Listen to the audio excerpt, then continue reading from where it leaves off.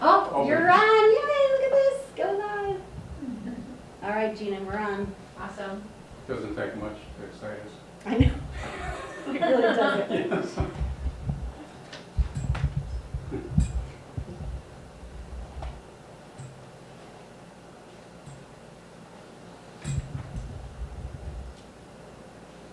Just me and Gina. I'm telling people who are trying to log on. Just me, Gina, and Dave. Is Maura coming today? Yeah, I assume that she hasn't said she isn't, so yeah. She's got time. She She's got does, 3 yeah. minutes to be on time. Oh, That's they it. see us perfect. Huh. Hi, Mary.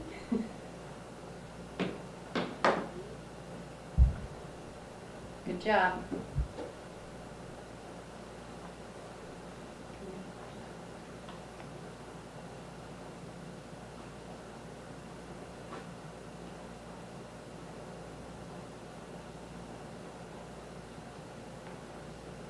How is the volume? Talking to me? I About the volume? I asked Mary okay. Camerata, and she said good. Oh, okay.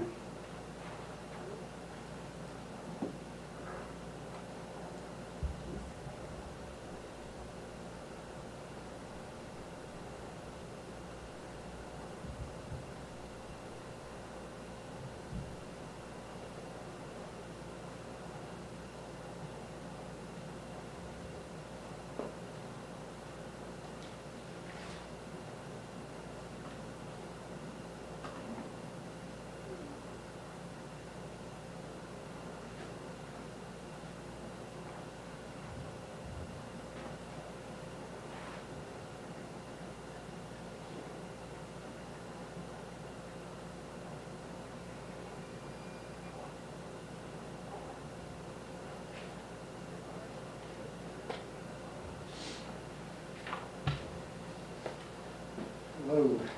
Happy New Year. Happy New Year. Nice. We are live, Dr. Provost. Oh, yeah. Okay, I'll try to sit somewhere where I'm not just going to Keep be it under on back.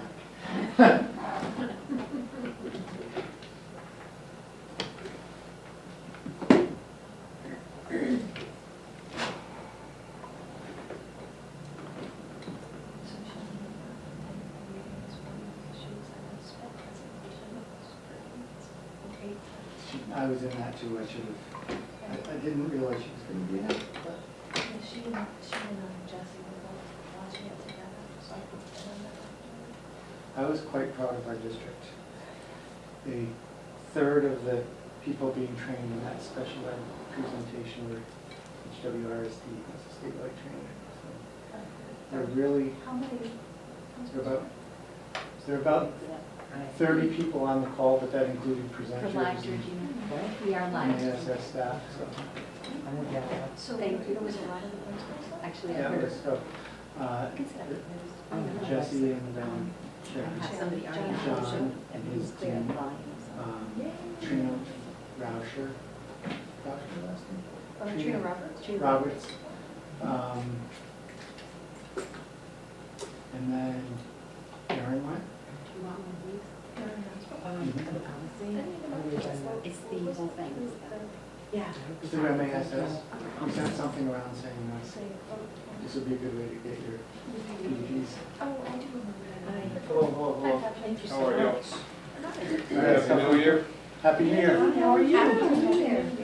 Patrick, I put the stuff that we're doing today in front, and then I just Okay. kind of put your old stuff back there. Beautiful. Thank you.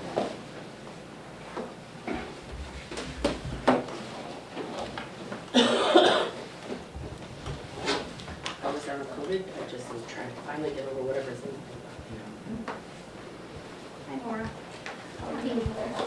You really don't use this, but I. I've got a little something too, so I try to keep my breathing to a minute. Oh, it's like, She's getting it from both sides. it's literally been 2 weeks of trying to fight this. So, it's not COVID, I've tested a lot of times. Yeah. It's just, and then having asthma, it's just proof that I just don't know how to breathe.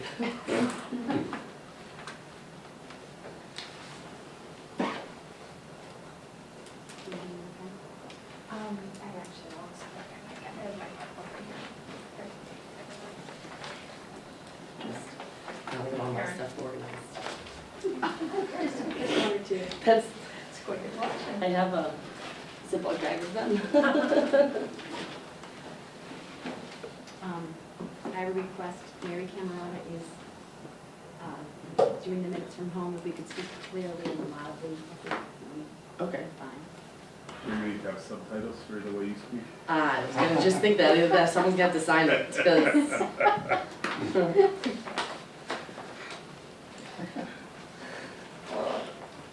Gotta love all my Western Mass friends, you really get me.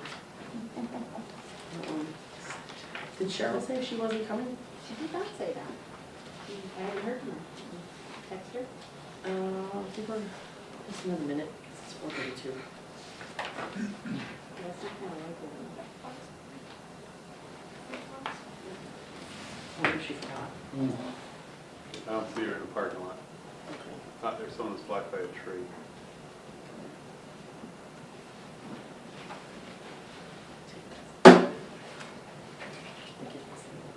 Back. I don't see her car. Okay, well, we'll get started on her. Okay. Call to, it's now 4:32, I call the meeting to order. If we could stand for the Pledge of Allegiance. I pledge allegiance to the flag of the United States of America and to the republic for which it stands, one nation, under God, indivisible, with liberty and justice for all. So our last meeting from November 10th, we had talked about the policy JBA, JICFB, KHA, which have all been brought to the full committee and are going through their readings now. We had talked about future,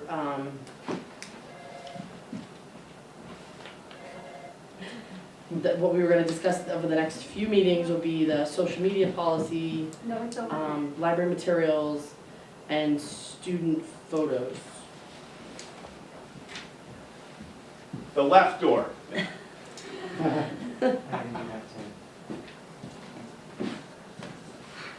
Hope Mary got that.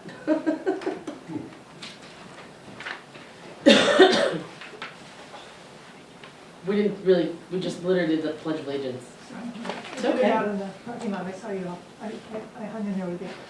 Okay. So, I don't know if we want to do review and approve of minutes. Have you had the opportunity to read the minutes? Motion for the minutes. Second. All in favor? Aye. Aye. Okay.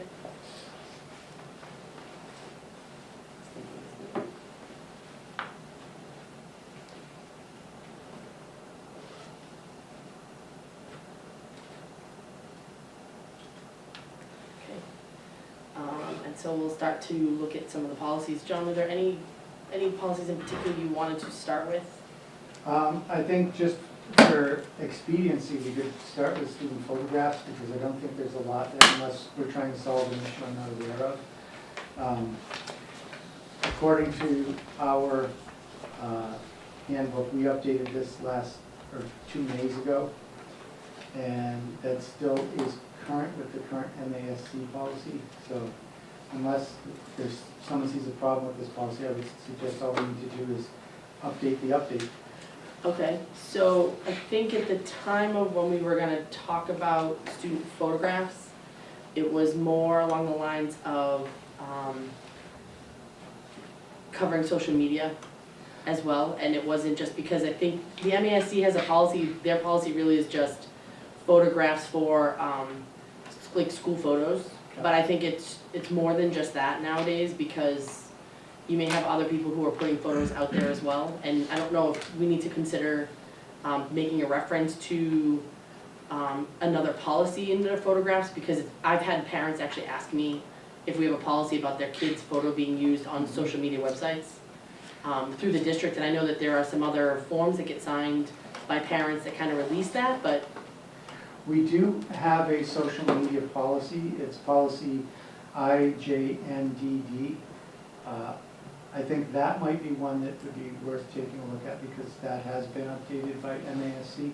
It's not posted for this meeting, but I Yep. would recommend taking a look at that in the Yep. future. IJNDD.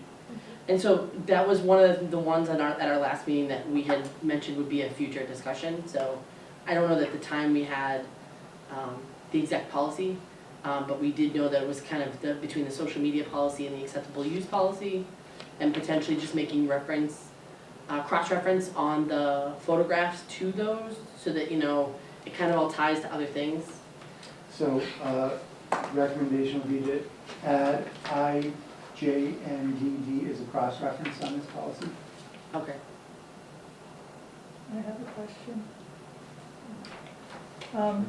Students may be required to have individual picture taken for the cumulative folder.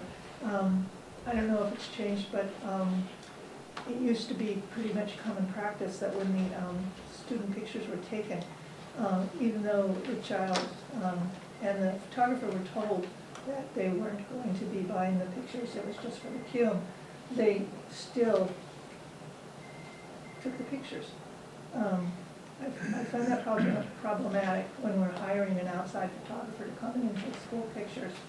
And there's a child who has a situation where one or more of the significant others in the child's life is banned from having pictures of them or letting people see them or where they're at, that we're allowing outside. So I think it's just something to look into. Do we allow, you know, commercial photographers to come in and it's more convenient for them because then they just take from A to Z all the kids. And we tell them, no, you can't have this one, we're gonna take that one. But it's still in the machines digitally. I'm not sure if this is 100% true, but I believe it also is convenient for creating the file, the electronic file, because they can just load the kid's picture into it so that whenever a teacher or the principal is looking it up, they know the kid is who they're talking about. So I guess my only thought that's being stimulated by what you're saying is whether or not we allow, the student has a photo non-release on file, we still would expect our contractor to treat student photographs with utmost protection. Because, you know, you could do bad things with photos even if the parent has agreed that the student could be photographed. So I'm not sure if it adds another level, I guess what I'm saying. Yeah. If we don't trust the photographer with those students, we shouldn't really be trusting them with any students, I guess what I'm saying. So I guess that's the question of, in your experience, right, because this isn't really at the school committee level, but from a policy standpoint, when we are hiring a vendor to do something of that nature, is there a contract that they have to sign? Or I know that we have some other policies for contractors that maybe we need to take a look at that policy as well. I don't know what it is off the top of my head, but I can research that, go through the policies and try to bring that to the next meeting. Sure. We could, If it's something that we should, just to make sure that, you know, we're covered. And I'm assuming there must be some Mass General language for how that gets handled. I can tell you, I've never had a problem with a photographer doing class pictures. Where I have, at one time, had a problem was with an outside group, like, I'll just use one, this wasn't the group, but like Birds of Prey coming into the school. Sometimes they like to take photos for their own social media. That's where, in the past, I've had to really sort of strengthen the expectations for people coming into the schools, because they're not necessarily aware of confidentiality in the same way school people are. Sure. So that, in my experience, has been where it's come up. Okay.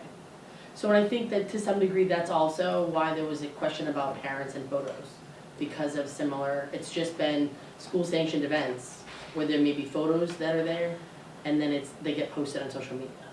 And it's like, you know, some parents want the ability to not have their child photographed, but it's, you know, it's how do you make sure that there's that acceptability on the social media side of things. And I know that that's, you really kind of can't control that, but do we have something should we have something in our policy? Should something get done in a wrong manner?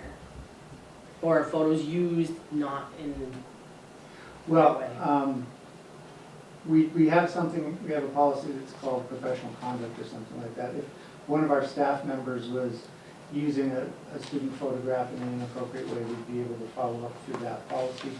Where it becomes a little trickier is when you have a public event, popsicle day, whatever, and people are taking pictures of their kids and they want to share them on Facebook.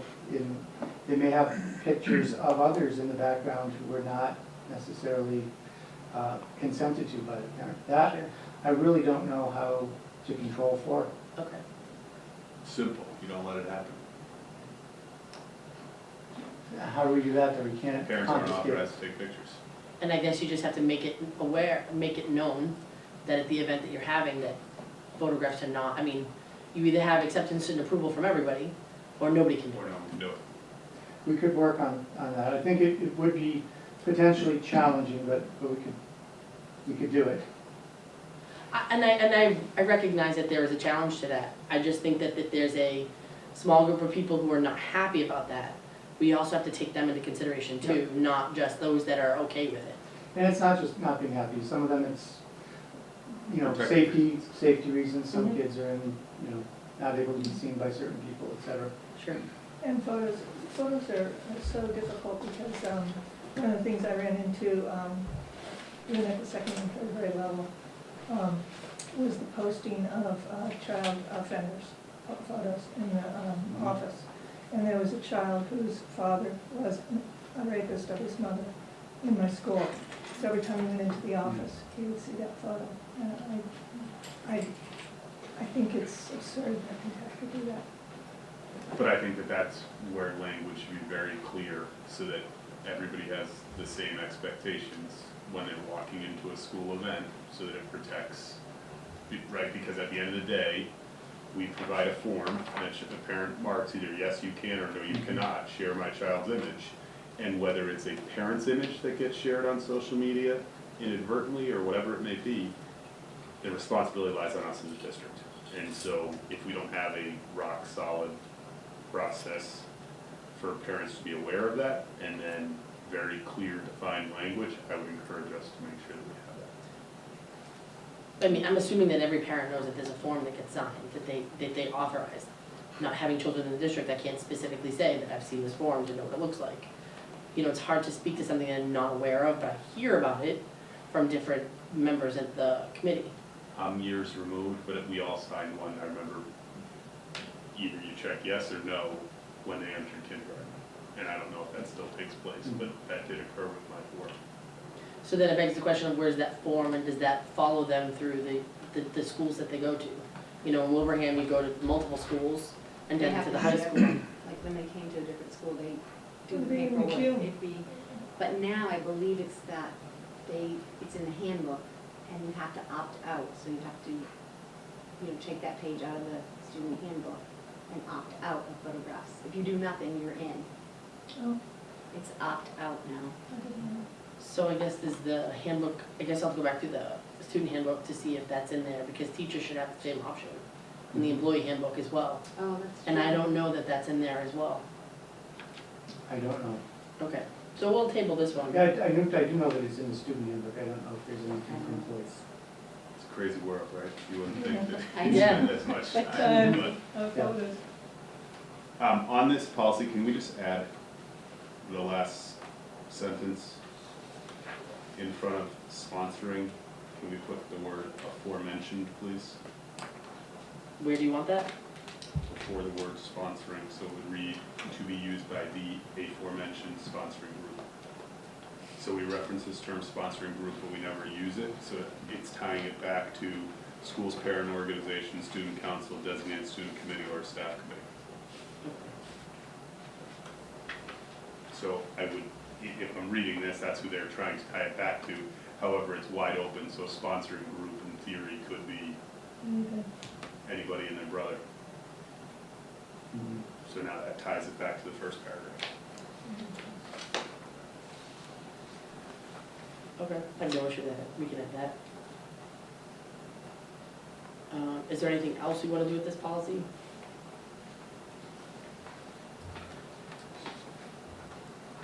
And we're gonna take a look at IJNDD and make sure that covers. Yep.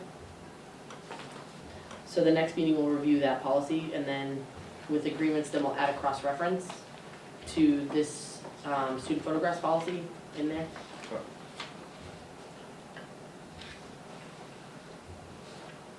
So we'll table this one till the meeting.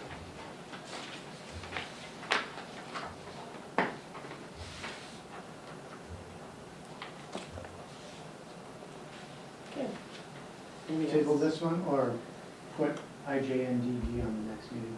We're gonna put IJNDD on the next meeting, but we're gonna table the JRD photographs, Okay, just so that, I think it's, if we say this one's fine and then we go to that one, we need to go back to it, okay. we'll just bring this one back up. So we want this one on the agenda next time too? Yep. Okay. It's better to have it in case you have to reference it, so that someone knows what we're talking about. Sure. Okay, we'll move on to IJLA, Library Resources. Okay, and this one, I apologize, I didn't have a chance to do much with it until this afternoon. The current policy and the MASC policy only differ in one respect, which is that the current version of the MASC policy allows parents and guardians to request resources to be added to the library, whereas our current policy doesn't. So I would be in favor of that, and would recommend making that change. But I'm also interested in discussing a potentially much larger change, and that's on the version that says draft policy with input from Dr. Trevi. This is actually, who's actually here, I'm here for her. This is one of the Welcome first, to join. one of the first things that she brought to my attention and asked me to work on, specifically around the area of reconsideration of library resources, which doesn't exist in our current policy or in the MASC policy. But basically what it does is it creates a process for dealing with library challenges, and lets the public know how to do that. So all of this information in reconsideration of library resources was from a resource that Dr. Trevi brought to my attention, which is the Library Association. And basically, I guess the only thing I would share about this is I did have a conversation with another superintendent who has a policy like this, who found it helpful because essentially what it does is it creates a structure for handling library challenges so that they don't all end up at the school committee level. And they're not all dealt with by a single administrator within the building. Sure.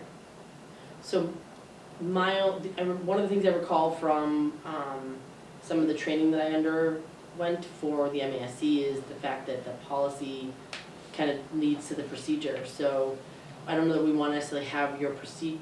I know there are some policies that kind of list how something may be handled, but I don't know that we want to put that procedure into our policy. The policy will just kind of be the upper level, and then it can be back at either the building-based or at the discretion of the superintendent or the designee. So I don't know that we want to be so specific to have the procedure in the policy, but I want to make sure that people, if you're going to have a procedure, you know, that we do that and it kind of goes across all levels, because we have multiple buildings, so. I think it's prudent to have a structure of hierarchy of who makes the decisions. And I think if we have a district librarian or in lieu of that, the librarian at the highest level would be the logical person to take that on. If we didn't do that, then I'd say the hierarchy would go from the superintendent on down to the teacher. But I think that would be kind of chaotic, especially since then, Gina, you can weigh in here, the amount of money we pay into certain programs in the library and everything like that. I don't know them. I doubt most of the principals know all of the things that are purchased and cost. If you know what I mean. I do. So, but I know she knows them. At least at the high school.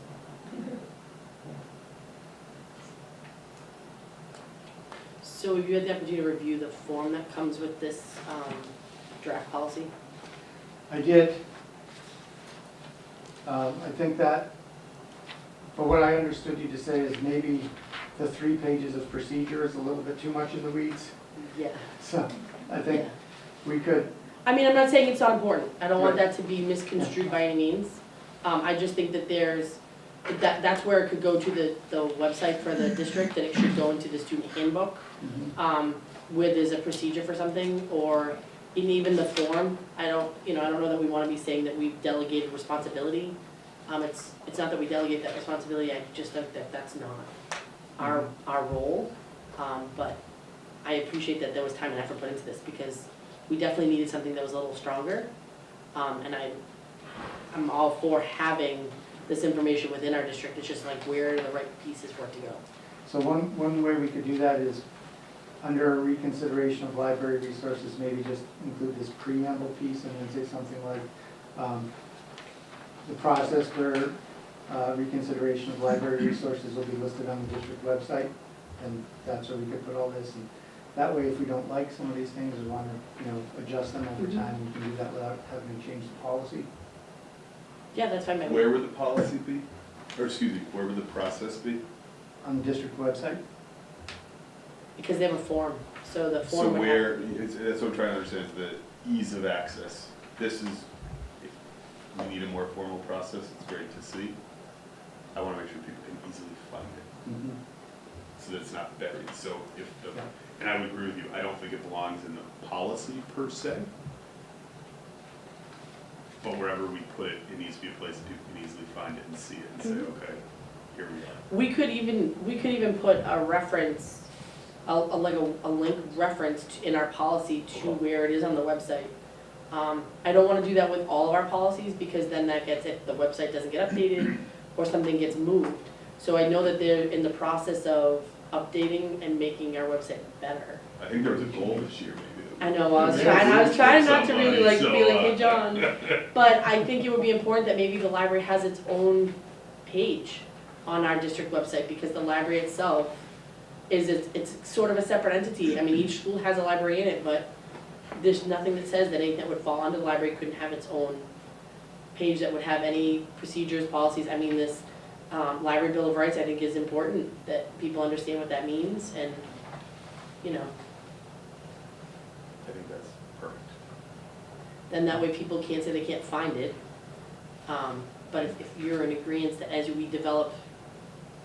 and your team develop finding the new website location and the format, that maybe we pay some attention to some of the important forms and procedures, so that people can find them, so they can understand them. Yep. I'm not opposed to putting some of the procedure, the way that Katie has had us do, some of them in some other policies, that I'm not saying we shouldn't put any procedure in there, but I'm just hesitant if something changes in that procedure, you then have to change the policy at the school committee level, whereas I want to kind of give that onus back to you as a superintendent, the building principal, the librarians, to be able to make what necessary changes you need to, and update them accordingly. I like that approach. Is that okay? Yep. Okay, cool. So we could come back with a shortened version of this next time, and you'll know that much of what you're seeing here will end up on the district website. Not a current one, but a better one. I mean, it can go on there temporarily, just so Right. people can find it for now. Yeah. Georgine, did you have anything to add? Just one suggestion. This is the way that most districts will do it, by the way. They'll note it in the policy and then that. But the other thing is to say our packet can be picked up in the district office, and that's for access for people who don't have a printer or whatever. Sure. So just a little note. Okay, so I want to make sure that we put that on. So, The only thing that I was thinking about was this, on the second page, the last, withdrawn library media center things, the last one discarded when warranted, and that would be left up to the professionals according to the top of the paper. I think the way our district has discarded materials, textbooks, books, etc., and not even, even in the summertime, include having teenagers clean out closets and things, lots get discarded that weren't to be discarded. I think it doesn't belong necessarily in this library, but I think it needs to have a policy of how we discard and what we choose to discard, and the value amounts of it, because everybody is looking at our budget. so I think there actually is a policy Is there? about how you remove, Determine yes. discarded. It's not dollar amount based, because everything Right. depreciates, but there is a policy, I don't remember where it is, but I can bring that for the next meeting. But that might be I have nice seen to one about how reference they- that policy next to the library, because the library also reallocates the books and moves them and buys more and all of that. How many school librarians do we have in the district? Just one. That's what I thought was the answer. So I would be the term school librarian, because it talks about it going to a building level, right? The composition would be decided by the building level principal. As you look at it, I would pay very careful attention to the reconsideration committee, so that you don't have, I think in many cases, the libraries are staffed by a library educational support professional and not a librarian, and I would think could be a difficult position to put somebody in. Do you want to use the term licensed school library teacher? That's the correct term.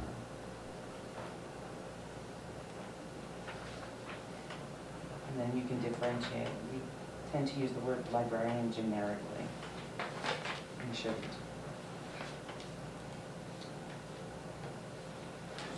You know, they teach you at a young age that they're the ones that take care of the books.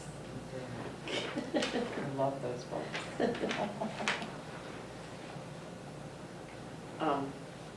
But I know that this was kind of an ask that had come from members of the professional staff.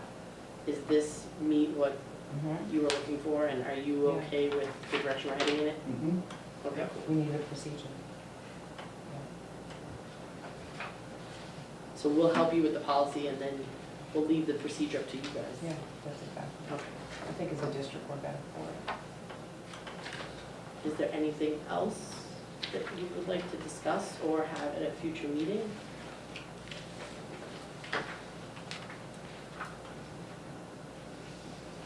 Any other policies that need to be reviewed?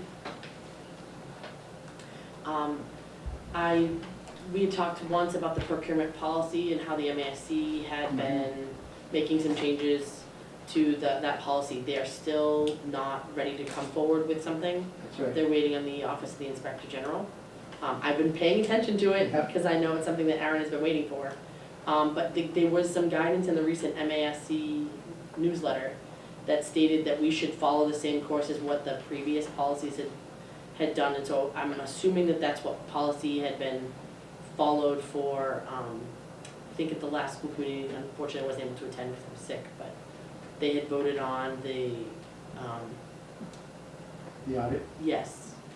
And so we followed, I'm hoping that we followed that procedure and not the new Yes, suggested one. yes. Okay. All right, is there any other topics that you would like to talk about? So the next meeting will be, what do you think? 2 weeks, 3 weeks? When would you like to have the next meeting? When will you be available, John? I want to make sure it meets your I'm gonna ability. defer to Aaron on that one. Well, I want to make sure that. What are we meeting on? So we're going to discuss the photographs. The future meeting will be the photographs again, the social media policy, IJNDD. And then we can, if it's available and ready, we can talk about the library one. If it's not ready for the next meeting, then, I mean, if we need to, we don't have to do this every week, we don't have to do it every other week. We can wait and do a meeting next month, if that's feasible. So I was, I would say, if neither of those are super time sensitive, given that it's the budget season or budget season starting, I don't know, especially with your calendar, if it makes sense to move to February as opposed to trying to put another one in 2 weeks to vote, or? I'm not as opposed to trying to wait and do it, just have one meeting a month. There's nothing really that's come out of MASC that really needs to be reviewed or, added that we don't already have a policy for. So, I mean, why don't we look at February then? Can you look at John's February calendar? Do you want to stay Wednesday nights at the 4:30? I mean, how are you guys on February 1st, which is a Wednesday? Valentine's Day. Huh? Or is that the second? I That's, forget. Valentine's Day is the 14th. No, I said Groundhog Day. Oh. February That's the second. Oh, no, I just missed it. Wednesday the 1st is good for John, Okay, same time, 4:30? same time, 4:30. Does that work for you? Hold on, I need to look something up, sorry.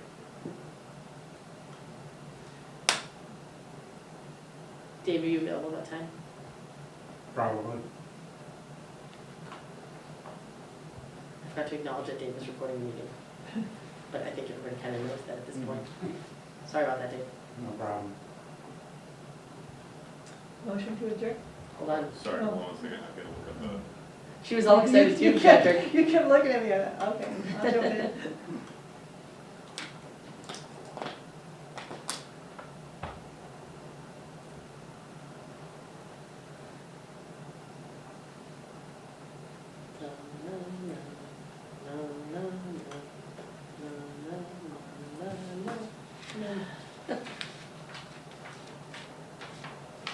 I cannot do the first. Okay. How about the 8th?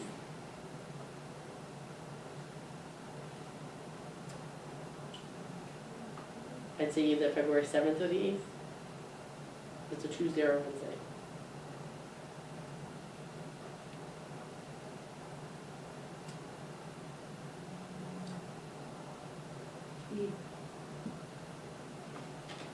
Well, we don't have school committee that week. We don't, so, I don't know what other activities might be in the buildings, either Tuesday, because I know as we get into Wednesday's an spring. early release day.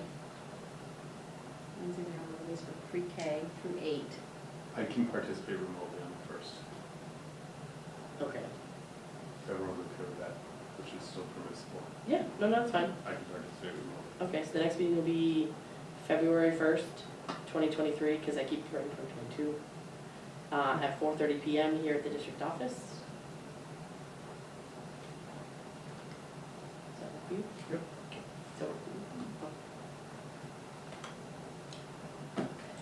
Motion to adjourn. Second. all those in favor? Aye. Aye. Time is 5:03, we're adjourned. Thank you very much. Thank you.